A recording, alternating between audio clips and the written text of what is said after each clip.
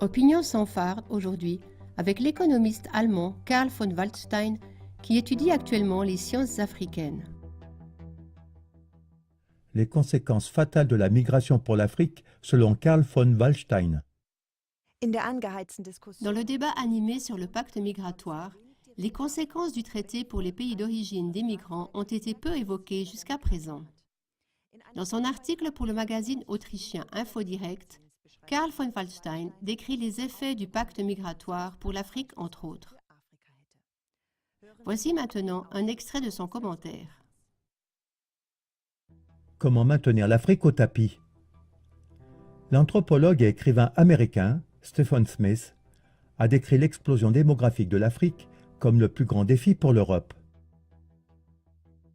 En effet, une partie essentielle des Africains ne veut pas rester en Afrique, mais envisage l'émigration vers l'Occident.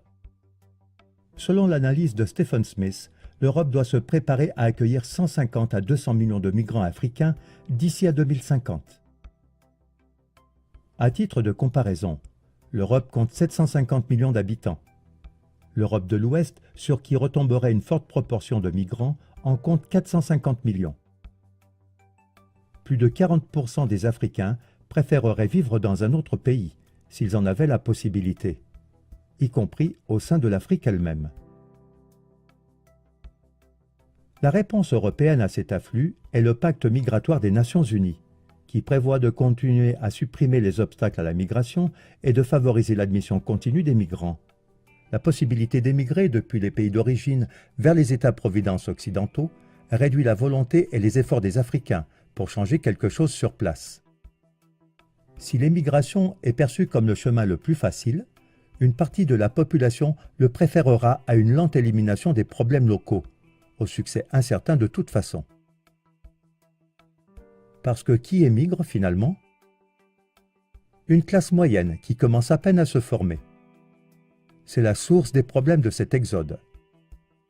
En effet, l'émigration coûte trop cher aux classes les plus pauvres, qui ne vivent de l'agriculture que pour leur autosuffisance. Stephen Smith a déclaré « Hier, trop pauvres pour émigrer, aujourd'hui, les masses au seuil de la prospérité sont en route vers le paradis européen. » Paradoxalement, la prospérité et la scolarisation croissante en Afrique favorisent donc l'émigration. Les effets sur les pays d'origine sont désastreux. Les jeunes États sont privés d'une classe moyenne et supérieure éduquée, la seule capable de porter économiquement les pays et de les conduire à la prospérité. Cela veut dire que l'émigration prive ces pays de leur prospérité future. Cette fuite des cerveaux, une expression qui décrit la perte des éléments les plus compétents, mène au désastre, en particulier dans les secteurs de la base de la prospérité tels que l'industrie et le système de santé. En 2000 déjà, 75% des médecins formés au Mozambique travaillaient déjà à l'étranger, alors que ce chiffre était de 28% pour l'ensemble de l'Afrique subsaharienne. L'Éthiopie a perdu les 3/4 de ses travailleurs qualifiés au cours des 10 dernières années. Aux États-Unis, les immigrés nigérians constituent le groupe d'immigrés le plus instruit. La fuite des cerveaux a un double effet négatif sur le pays d'émigration. D'une part, le pays est privé de ses travailleurs qualifiés qui pourraient apporter la croissance de la prospérité. D'autre part, l'argent investi dans la formation de ces travailleurs est également perdu. Un autre effet négatif de la migration est la déstabilisation des différents pays le long des routes migratoires. Au point de transit, la masse des migrants ébranle les conditions socio-économiques et favorise l'émergence de structures criminelles qui gèrent le trafic illicite de migrants. Les problèmes décrits montrent l'impact désastreux de la politique européenne sur le continent africain.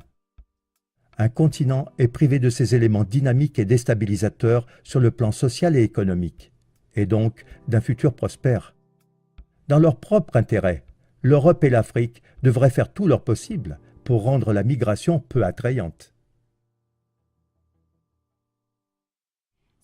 Voilà pour le commentaire de Karl von Waldstein. Nous concluons cette émission par une citation du rappeur sénégalais Matador. Les gens doivent comprendre que c'est souvent plus dur là-bas, dans les pays européens, qu'ici. Et nous perdons certains de nos éléments les plus capables de bâtir notre pays, souvent pour rien.